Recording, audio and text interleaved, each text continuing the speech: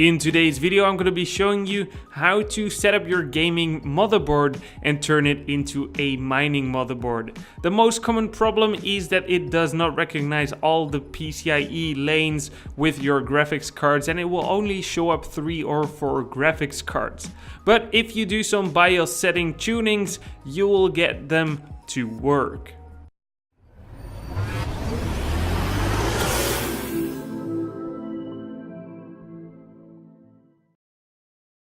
Okay, so before I start the video, I want to tell you that we are probably going to have different brands or different types of motherboards, but they all are going to be about the same. So the BIOSes on the Z170s and the Z270s are about the same, but the settings can be a little bit off on the names that I'm going to show you.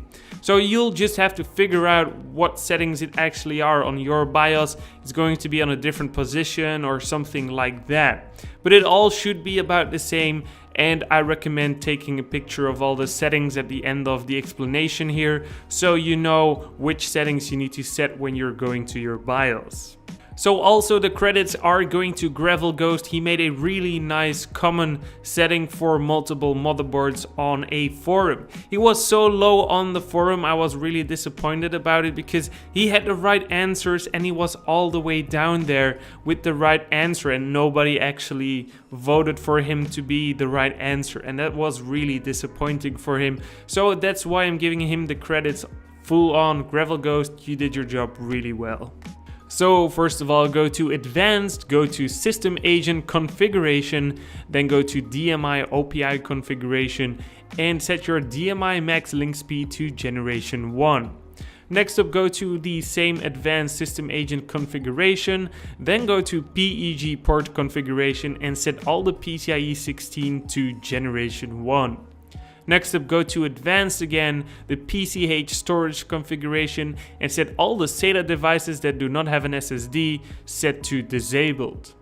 Next up, go to the same Advanced PCH configuration, go to PCI Express configuration, and set the PCIe speed to Generation 1. Then go to the Advanced Onboard Devices configuration and set your HD audio controller to disabled.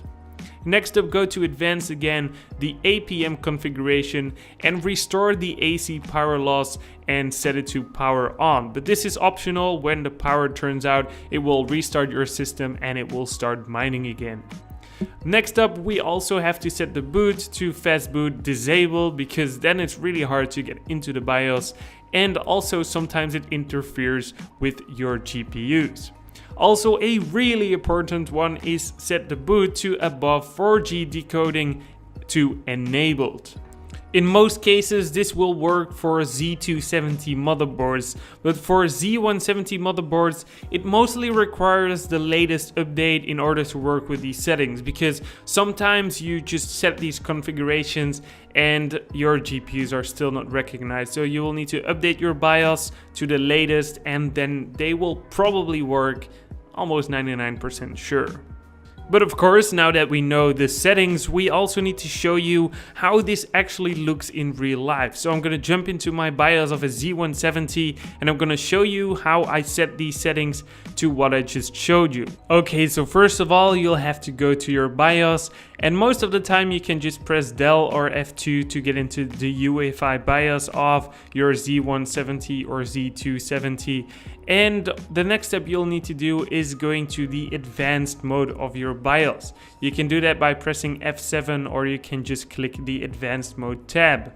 Next up, you'll have to go to the advanced tab above or below. It will show up on your BIOS. And first of all, we need to go to the system agent configuration, and you will see that there is the DMI OPI configuration and the PEG port configuration. But first of all, let's go to the DMI one.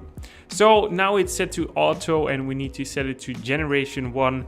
And then we have to go back to the advanced system agent settings to set our PCI or PEG port configuration to all PCI 16s to Generation 1. This is also on auto, and we're going to change this to Generation 1. So after you changed it to Generation 1, you can go back to the Advanced tab twice, so you are all the way back into the Advanced tab. Okay, so the next step is to go to the PCH storage configuration. In here we need to disable every single SATA cable except the one with the SSD. Okay, so next up we have to go to the PCH configuration, and you will see two options in there. One is called an IOA Epic, but you don't need to touch that one. But you'll have to go to the PCI Express configuration. It's above that link over there, and you will need to set your PCIe speed to generation 1.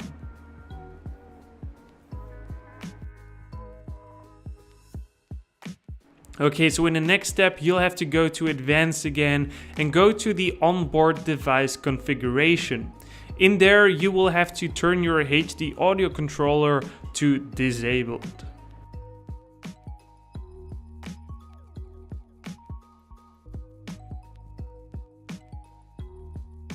Okay, so there is one more thing we need to do in our advanced configuration. This one was optional. Going to the APM configuration, you can set your restore AC power loss to power on.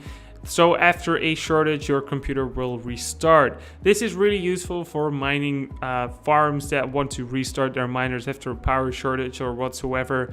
But we need to do one more thing. We have to go to the boot tab and we need to change two more settings. Our fast boot is going to be disabled, and we are going to set our above 4G decoding to enabled. That one is really important for this setup. This will make it way better on performance and recognizing the PCIe slots. So after you've done all these things and changes, you can go back to the easy mode or just save it straight from the BIOS over there. But I always go to the save and exit on the easy mode because it gives you a nice overview of what you changed. And after that, you can just press OK and your computer will restart. I recommend you to reinstall your drivers so that it will definitely recognize all of your graphics cards at the same time. So hopefully you all enjoyed this video today. Make sure to leave a like and see you guys in the next one.